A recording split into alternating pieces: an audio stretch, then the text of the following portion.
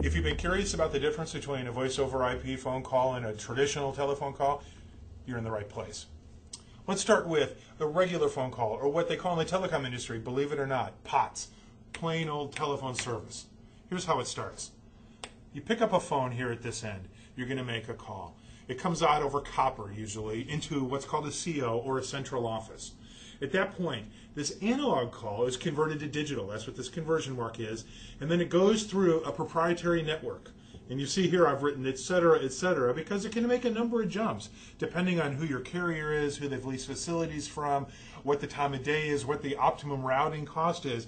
The point is, these are all dedicated facilities for the private network until, if you're calling from San Francisco to New York, you get to the central office in New York where you're trying to dial. At that point, the call is converted back from digital to analog and is sent out over usually copper, sometimes fiber, but usually copper, to the far side.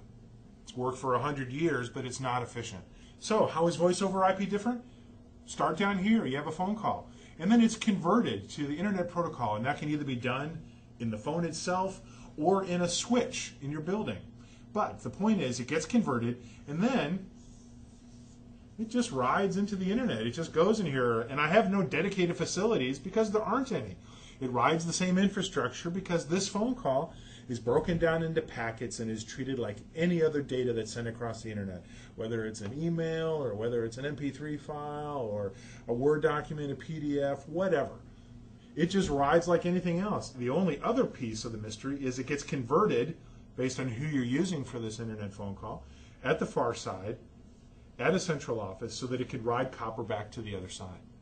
So you can see the difference. Here, lots of dedicated, lots of nailed up facilities, inherently less efficient. This uses an existing infrastructure which sends millions of data packets across the internet every second. This is the way of the future, more efficient.